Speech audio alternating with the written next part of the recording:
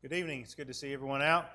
All right, so just as way of reminder, and for those that may be in the class for the first time, this is a little bit of a different Bible class where we're primarily focused on teacher training. Of course, we're using the Waldron book kind of as our guide, trying to make sure that for those that maybe have not had much of an opportunity to teach, there's some wisdom that we find here to hopefully help. And for those of us that maybe have taught for a few years, it's always good to have some reminders. And we just went over this in 2017, and every time that I reread through one of the lessons, it's like, man, I forgot about that. And so this is a great reminder for me. And there's some stuff in Lesson 6 that we'll talk about that I think maybe are good reminders for us as a congregation as well. So just a couple more things I wanted to highlight from Lesson 5, talking about the philosophy of teaching. Of course, we talked about why we have classes and the ultimate goal of what we're trying to achieve with our classes. And one of the things that you'll notice throughout the book, a lot of the chapters, they deal with knowledge. And this one was no different, how that knowledge, that is the key to all spiritual blessings. And then he ends up basically asking the question. Let me see if I can. There we go. All right, so with all of the things that we talked about, what should our philosophy of teaching be? Norm? Individual based. So focus on the individuals and make sure that the lesson that you're teaching is the lesson God intended to be taught. If you're teaching the Bible from the Bible, then teach what the Bible teaches. Don't come up with your own anecdotes that are going to... Right, that goes back to Lesson 3 with this idea of humanism, and we've got to be very careful that we don't kind of push our own things and maybe things that we've even been accustomed to hearing in Bible classes that we may have grown up in, but we have to make sure that whatever the Holy Spirit intended for us to get out of that text, whatever God meant from that text, that's what we're teaching, and that we're not coming up with our own thoughts and ideas. What else?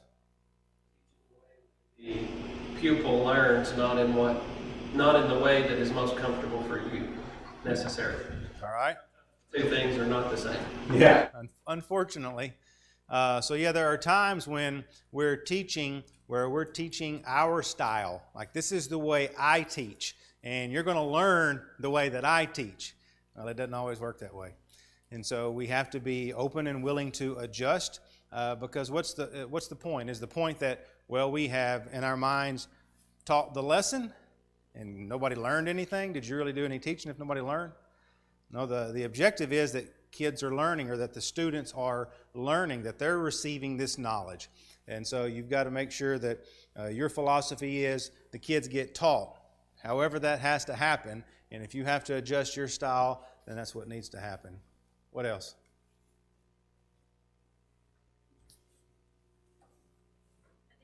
I think the thing is that you need to remember that each of your students is a soul. We've talked a lot about that, and that our goal, whether they're in the baby class all the way to the adult class, salvation is number one. We want them to have a relationship with their Lord. Absolutely. So every time you step into the classroom, or every time you step up front here, you have to understand that you're teaching souls. There are souls, and that's what our concern should be. So just to kind of sum everything up, I said it's all about the student learning, no matter what the cost is to me. The material cost is something I should not care about. The spiritual reward for me is knowing that I help someone else learn about the Word of God, and maybe, just maybe, help lead someone to Christ. And that should be, again, the ultimate goal, or helping them to understand God's will more fully. So the very last thing, the section, it gives some advice to elders, and I think that there's a couple things I just wanted to kind of point out that he points out there. So having a systematic, coherent, unified teaching of the whole Bible on levels consistent with all ages involved. And that's something that we have done in the past, and we're fixing to start again, where we do the 3.5-year study, where everybody is kind of on the same program, but we are making sure that we go through the entire Bible from Genesis to Revelation. And so our intent is to be systematic with that, obviously be coherent with all of the lessons and how that they are all, the whole Bible is focused on the story of Christ. And then one of the benefits of that we talked about, at least previously, is now when you're sitting down at supper or you're sitting down at lunch, the parents can talk to the kids. Everybody's talking about the same thing in Bible class, and so it helps discussion at home too. And then continual training of teachers in both subject matter and in technique. And that's something that, of course, before 2017, I had never been a part of. We talked about the fact that, with all of our public educators, we expect them to be educated in how to teach, but yet with Bible classes, oftentimes it's, well, if somebody put their name down and they can talk, well, let's put them down in a Bible class. And so that's not always the best situation. So this continual training that we all need. And I mentioned, the things that keep jumping out to me, even though I've gone through this not that long ago. All right. Lesson 6 is the teacher, the basic link.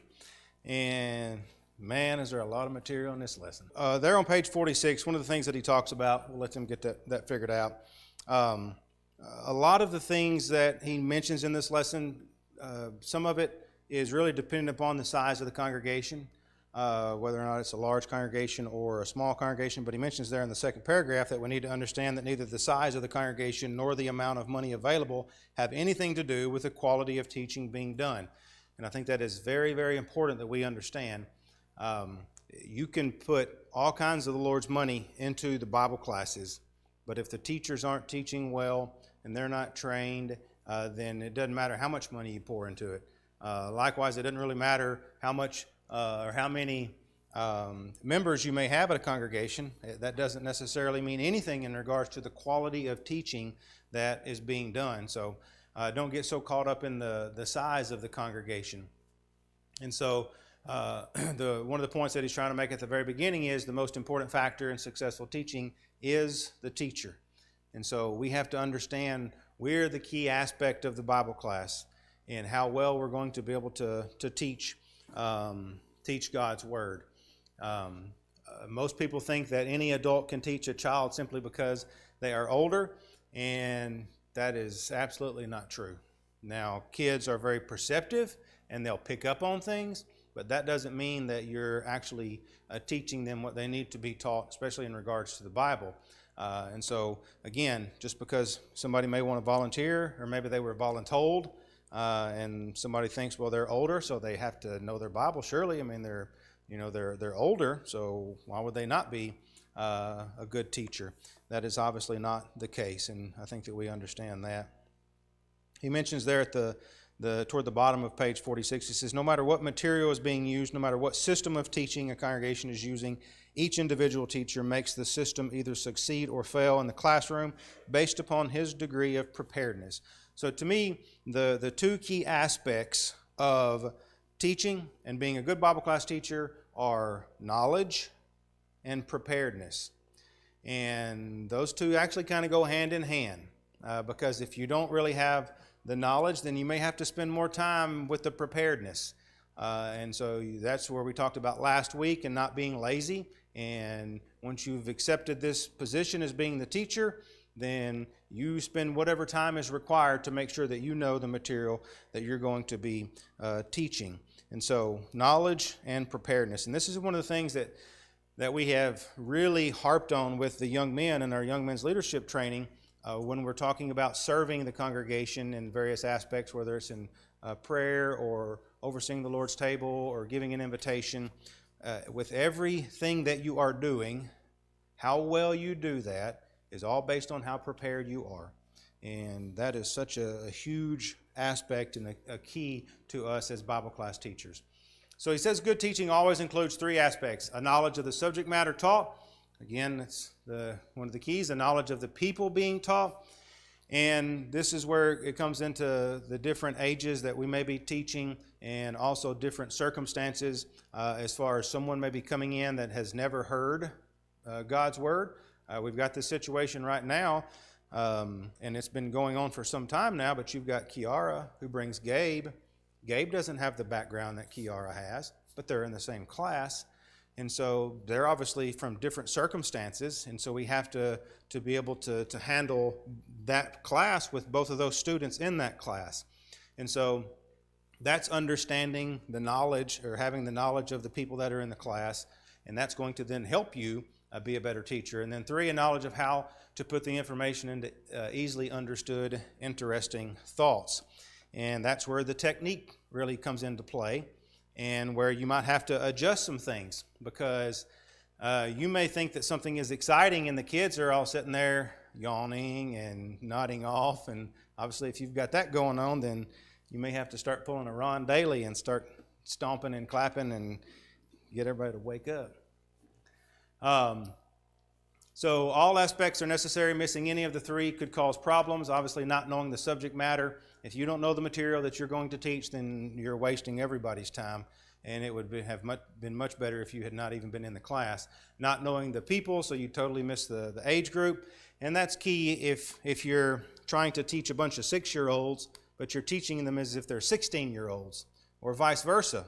Maybe you're teaching 16-year-olds and you're teaching them like they're 6-year-olds. And so neither one of those are going to work. Not knowing good technique. And so when, again, you are presenting this, the kids are going to walk out and they're not going to remember anything. And remembering is key. And I got to tell this because it just happened on Sunday. And this was from Emory. I think it was Emory. So Marissa texted me and she said, just in case you didn't think that the kids were listening, Emory told them what the 2 things that she got out of the lesson from Sunday night, and the second one was that to be a man, you got to kill a bear. And so I thought, hey, there's something that stuck with her. Wasn't quite the point, but see, she remembered something. So if you can present especially the most important thing that you want the kids to get out of it, and maybe you present it in multiple ways within that class period. And one of the ways maybe it's going to stick with them, so whenever they leave, that's what you want them to remember. So good teaching requires 4 things.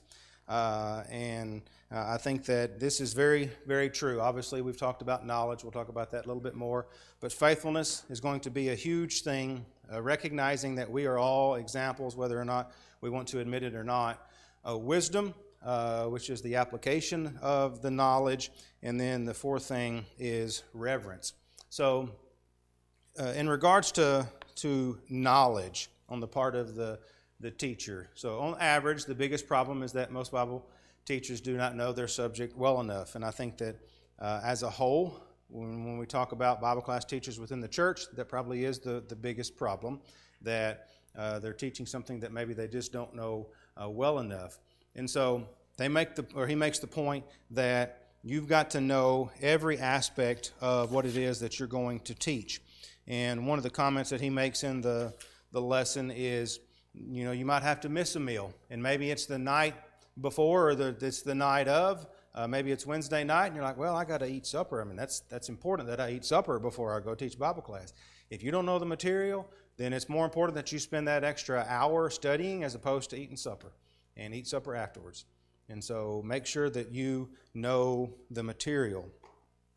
And he talks about, like, if you're teaching a Bible passage, it's so important that you're not just focused just solely on this particular passage, but look at the context before and the context after, and how does this work within the context of what the whole maybe chapter is talking about. And so, a lot of times we get caught up on, well, I have to teach maybe these few verses, and so we just focus on these 3 verses. Well, one of the things that I think kids need to understand is, to understand these 3 verses, you need to read before and you need to read after, because that helps us understand this chunk of Scripture by looking at the context that is all around it. And so as teachers, we need to make sure that we're doing that as well. And then one of the benefits of doing this 3.5-year study that we've talked about multiple times is recognizing that the Bible, from Genesis to Revelation, is the story of Christ. So how does this particular passage that we're trying to teach to our students, how does that really fit in with the whole scheme of redemption? How does that fit in with the story of Christ? And that is another thing that is important. So one of the things that we are going to start re-emphasizing again next quarter is the periods of Bible history, and this is going to be a tool that we all use to be able to remember the Bible, and then understanding what events take place in the different periods.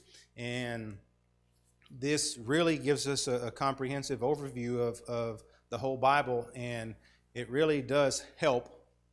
And I mean, those of you that have gone through it already, I think that you would probably say that it has helped. I mean, it's helped me. It's something that I've never gone through until recently, but being able to see how it all fits together is very, very beneficial. He mentions on the bottom of page 47 on the right side, it says, you need to drill yourself, then to drill your students until they can list the periods of Bible history with ease. And we're going to do that. We're going to do that with the three-cycle approach. So what you would like to have happen, and I know that the Bible class committee, they try to get these things done in advance. Obviously, right now we've got the whole quarter, the whole year listed. And so you've had at least some time to look at whatever class you're going to be teaching, those of us that are teaching this quarter.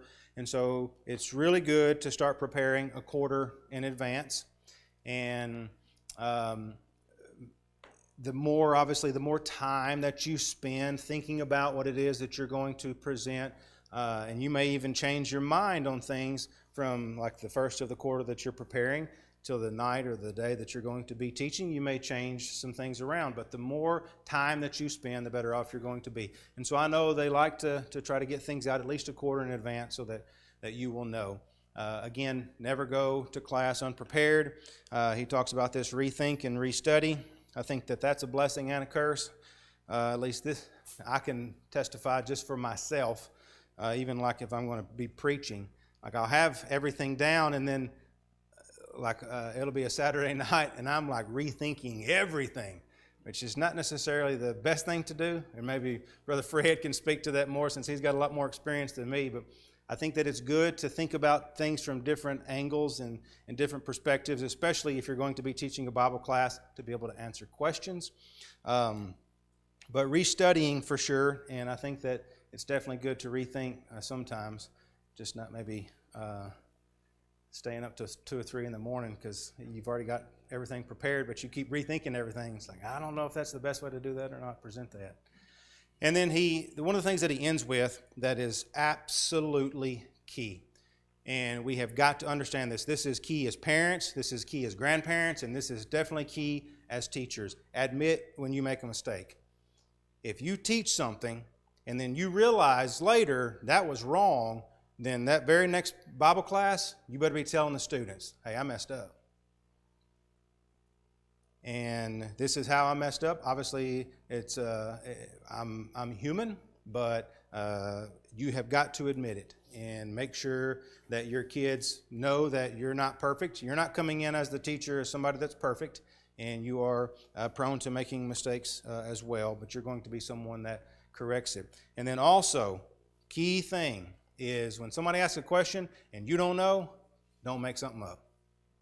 It is absolutely key. And it is perfectly fine for you to tell somebody, you know what, I don't know. Now, this is one of the things that for me personally as a Bible class teacher is always kind of nerve-wracking, especially when you're teaching. It's not so bad when you're teaching the younger kids because a lot of times their questions are just kind of funny. But when you're teaching like the high school or maybe the college class, and you want to be prepared for just about every question that they can throw out, and then somebody throws out a question and it's like, well, I didn't think about that one. And that's always nerve-wracking for me, but it is okay to say that you don't know. But if you don't know, don't just leave it there. Then you go and you find out, and then you come back to the next class and you let everybody know, hey, this is the answer to that particular question. One of the things that I have done in the past, especially with the older kids, is like with the college classes, somebody asks a question, and either I don't know or I don't want to just give the answer, then I'll say, okay, this is everybody's assignment for next week. On top of the lesson that we've got, think about this question and come back and give your answer. And that way, they've got some opportunity to kind of think about it as opposed to just spoon feeding them. So we're going to talk more about visual aids later, but he brings up the fact that, a lot of times we try to substitute visual aids maybe for knowledge to try to hide maybe our lack of preparedness, and that it's not a good mentality at all. And we need to make sure that, again, our knowledge base is what's important. Now, we have got some great teachers that put a lot of effort into the Bible classrooms, and again, we'll talk about that again, and I think that that's having a welcoming environment and something that is based on that quarter's material is something that is great, but that doesn't make you a good teacher. And so again, you've got to make sure that you have the knowledge. So he mentions a story there on the bottom of page 48, and this is underneath the technique and knowledge, how do they fit together. He says, it's like a 7-year-old boy who goes out for baseball. As soon as he is met with the team and has gotten his uniform, he rushes home, puts on the uniform, looks in the mirror, and presto, he is a ball player. He is completely oblivious to the hours of work it will take him to become, in fact, a good ball player. With many such boys, when he finds out how much work it will take, he may decide he doesn't want to play ball. So just because Norm walks up and gives you a book to teach, and then you've got your Bible, and now you walk out, and all right, I'm a Bible class teacher now. That's the idea there. Obviously, that is not even close to the right thing. So we have to make sure that we're preparing. And then at the very bottom, the last sentence in italics, he says, in no way can technique or visual aids be substituted for knowledge of the subject. A teacher may be able to come up with a cute idea that the children will like, patch together a song or two and a drill, and conduct a class. And how many of us have done that maybe in our lifetime, where it's last minute and we just throw something together, we got a couple of songs, and all right, we're prepared. He goes on, he says, but the primary question to be asked is not how much did the students enjoy the class, but how much did they learn of God's Word. We need to make our classes enjoyable, but enjoyable in the right way.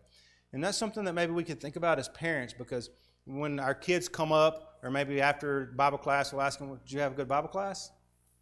Pay attention to the things that they tell you. What made it a good Bible class?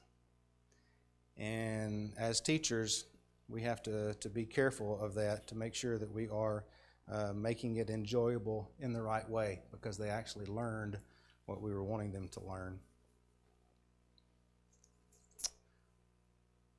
All right, so the next one is faithfulness. And I hope that we all understand how important it is that we ourselves are going to be faithful. I heard from like pro athletes, kids look up to them, and a lot of pro athletes will be like, well, I didn't set out to be, somebody's role model. Well, I don't care what you set out to be. The fact of the position that you are in, you're a role model whether you like it or not. Same thing with a Bible class teacher. You may tell yourself, well, I'm not trying to be a role model, I'm just trying to be a teacher. Well, you know what? To be a good teacher, you got to be a good role model. You are setting an example for the kids. So 1 Corinthians 11, verse 1, be imitators of me, just as I also am of Christ. And we talked about how kids pick up on things very, very easily. Sometimes they may even pick up on things more than adults. And so they will try to imitate you as teachers. Acts 1:1, the first account, I composed Theophilus about all that Jesus began to do and teach. So he's practicing what he preaches. It's another way of saying that we're going to be good teachers is we're not just telling it to the students, we're actually living it in our lives. And that's something that is so key. So he mentions Matthew 23, 2 and 3, saying, the scribes and Pharisees have seated themselves in the chair of Moses. Therefore, all that they tell you, do and observe, but do not do according to their deeds, for they say things and do not do them. And we have to be careful that we don't get into that same mentality. Maybe as parents we'll say, well, do as I do, or do as I say, not as I do, which obviously is a horrible practice, or maybe that your boss maybe has said that, do as I say, not as I do. Okay, I'm telling you what to do. Don't pay attention to what I'm doing. You just do what I tell you to do. Yeah, but you're not doing it. So, well, that's what's going on here. So we have to make sure that we're going to be faithful in everything. one of the things I thought was key, and I don't know where Norm went. He's the only one that's in the Bible class committee up here. But on the bottom of page 49, this is just something that we all, need to be aware of. He says, have you ever heard men decide to give brother so-and-so a class because he might come regularly if he had something to do? So you've got somebody that's not very faithful, but it's like, you know what? But if we give him a Bible class assignment, if we put him as the teacher of a Bible class, then that'll give him a reason to come, and he'll be more faithful. He goes on to say, do you mean you want to entrust pliable hearts to the care of one who has never made a full commitment in his own life? Souls are too precious. Regardless of the excuse, if a person has a history of missing services for any reason that arises, he should not teach a class. And that's something that I think is very, very serious.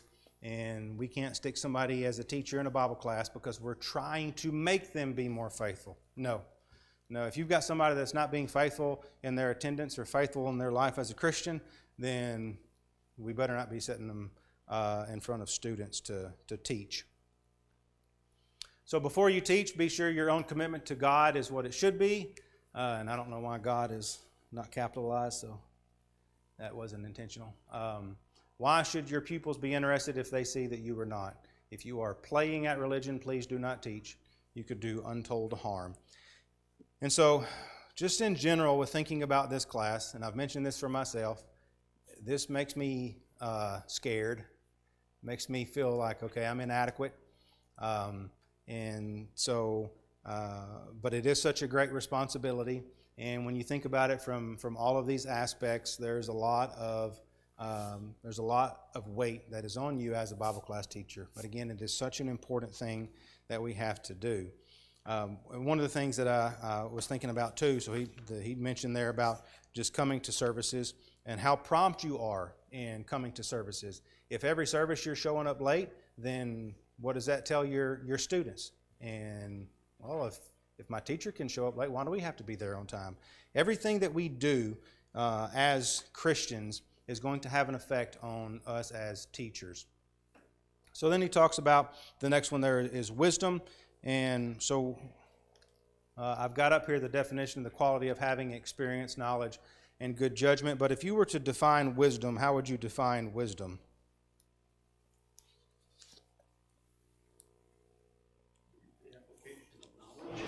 Okay.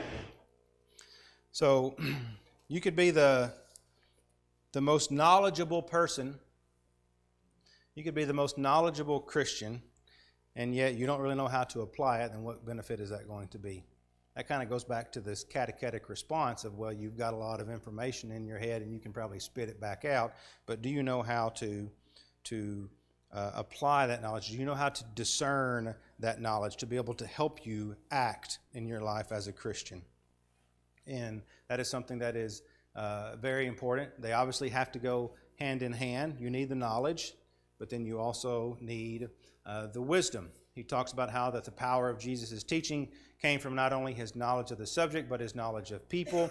Obviously, Jesus is able to read the hearts of people, and so he had a little bit of an advantage over us. And so we've got to work a little bit harder to get to know people and get to know our students. He talks about how we need wisdom today so that we can scale our lessons to our students' level of maturity and knowledge. And again, this is something that you may have to be willing to adjust. You may have to be willing to change because maybe you're coming at them too hard and they're not learning, or maybe you're coming at them too soft and you need to raise the bar a little bit. Again, being fluid with how you're going to present that. So he says, the great teacher is one who can take profound thoughts, digest them, and present them simply. He is also the one who can recognize the level particular students are on and take them at exactly that point and help them grow another step in their maturity, in their knowledge, and in their wisdom. And then over on page 50, the second column about midway through, this kind of gives an overview of kind of the rest of the book. And so I just wanted to read through that. He says, throughout this book, we're trying to make suggestions that will help a teacher grow in his wisdom. We're trying to stress the matters that are of special importance as one prepares to teach. We stress the necessity of being well taught. yourself before trying to teach others. We also spend time looking at various types of materials and ways to use them effectively. And then we take time to look briefly at the various age groups and make suggestions about ways to teach each age effectively. All of these aspects are part of the wisdom needed to be good teachers, determined to grow in all these areas. And so the first majority part of the book is really just kind of generalities of ways to be better teachers, and then toward the end we will do some classes specifically on age groups, but intentionally trying to spend more time on the general idea of being a good teacher, because I think that's most important, and then we can apply these things to different age groups as we teach. So the last one that he mentions there is reverence, and specifically reverence on the part of the teacher. So reverence is to regard or to treat with deep respect. And so if you're not showing respect for God's Word, it's going to show, and it's going to be a lot harder for you to impress upon the students how important it is when you're making light of certain things, or you don't have the proper reverence that you should for God, when you don't have the proper reverence that you should for His Word, or maybe you don't have the proper reverence for His people. And he mentions there this idea of do not criticize God until you know all that God knows. And with this, I couldn't help but think about Sam's sermon on Sunday morning. And of course, he brought up Job and the last few chapters there of Job, of God pretty well put him in his place. And sometimes that needs to happen to us as well. You know, as Brother Waldron goes through this material, he lists a lot of stories that we just think, okay, he must have made that stuff up. But he mentions one here where there was a particular Bible class that they were studying Joseph, and there was a comment in this Bible class that talked about how Joseph was a wimp because he cried when he saw his brother Benjamin.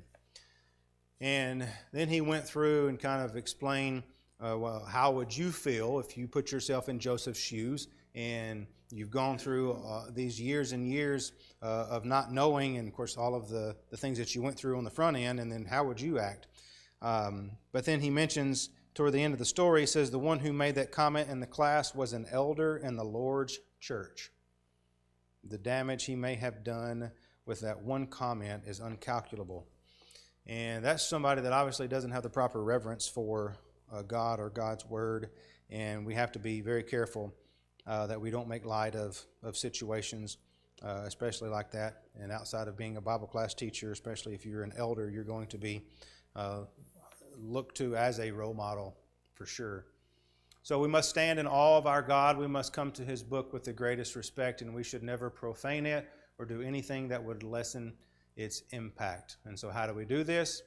In teaching any passage, make the point God intended, which we have talked about several times, and it will continue to come up, and that is something that is very key. It goes back to lesson 3. He even mentions there in the book that you can look back to chapter 3 to the points that was made about turning Bible lessons into lessons that teach humanistic ideas, and so we have to be very, very careful about that. He says, what was the Holy Spirit teaching when He inspired men to write this particular chapter of the Bible? And that is something that should be the most important thing to us. All right, so basic rules about Bible teachings. Anybody have any comments? So just so you know, this isn't typically the way that I would like to conduct a Bible class. And if y'all got some suggestions on how to do it different, I'm open to that too. We're talking about teaching.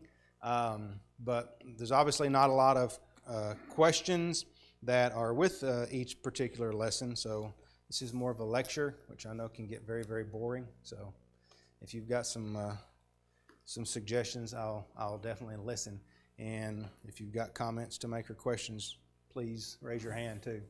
So he talks about how that we should count it as a great privilege and responsibility when asked to teach. And I think that is the way that we should look at it. I think that we should go into it with maybe, I'm okay with the teacher going into it with a little bit of I don't want to say fright, even though I think that will maybe keep you honest with what you're doing if you are a little bit more afraid, and maybe help you do a little bit better. Obviously, you got to plan to spend time preparing. And one of the things that I think is really, really crucial that maybe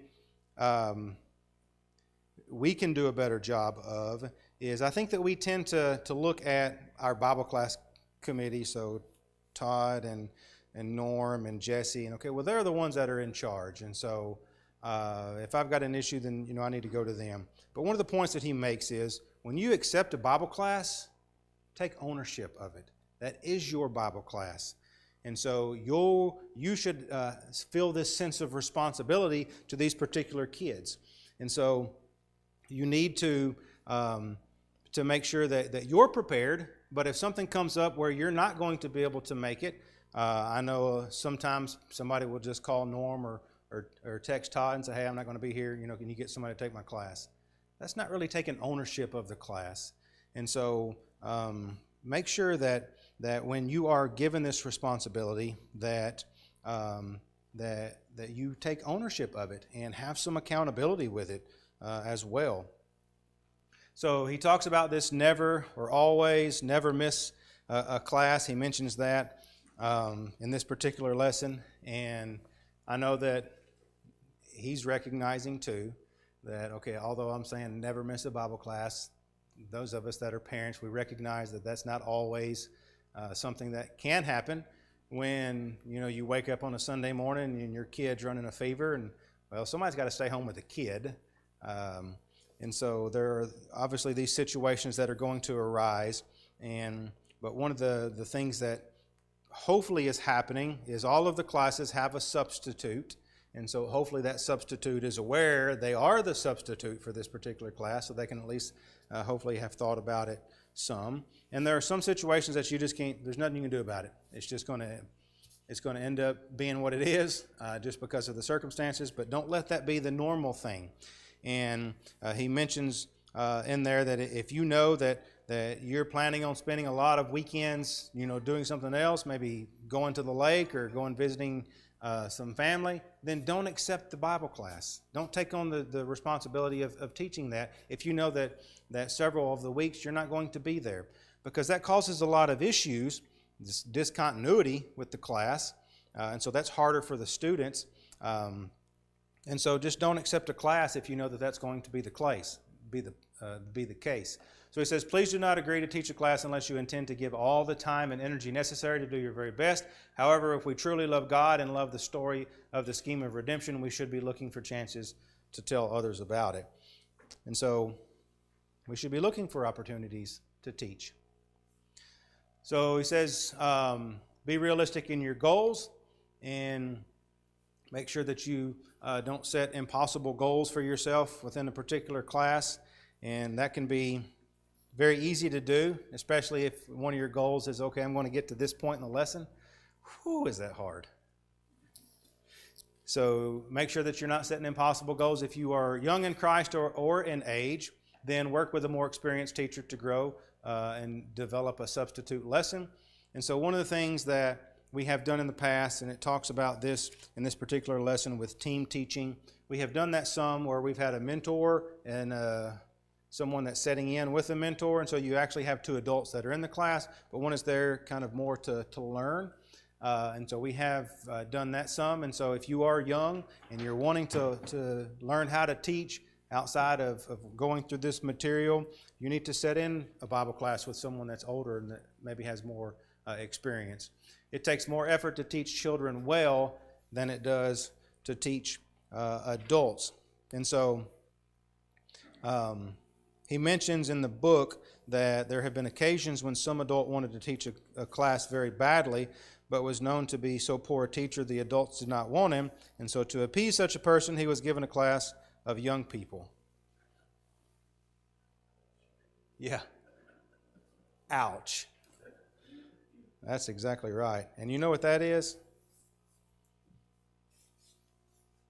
That's pride. And I think this gets back to kind of knowing what our strengths and our abilities are. And of course, we have to be understanding enough of what our own strengths and abilities are that we're not going to force ourselves into that situation where we want to teach just because we want to teach. We need to make sure that we're doing so for the right reason. So he mentions how tact is necessary in all phases of working with people, and this kind of goes back to what we read earlier about, well, this guy's not particularly faithful, but maybe we'll go ahead and let him teach a Bible class and hopefully make him more faithful, or maybe that situation that we just talked about, they are a poor Bible class teacher. They have shown themselves to be a poor Bible class teacher. And instead of telling them, you're not a very good Bible class teacher, let's do some more training, let's work together and try to improve and get better, we just stick them in a class downstairs, is because we don't want to hurt their feelings. Well, what's more important, hurting somebody's feelings or caring about a kid's soul?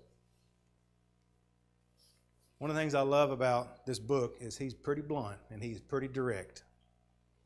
So again, he says, tact is necessary in all phases of working with people, but it is better to risk hurting someone's feelings by telling him he is not ready to teach than it is to risk losing souls by poor quality instruction or erroneous teaching. And I have been in situations where people will look you in the face and tell you, we can't tell him that. We can't tell her that. We can't tell them they're a bad Bible class teacher. We need to just let them do that. So it's more important that we don't hurt this one particular person's feelings than it is however many souls are in that classroom. Do we really care about the souls?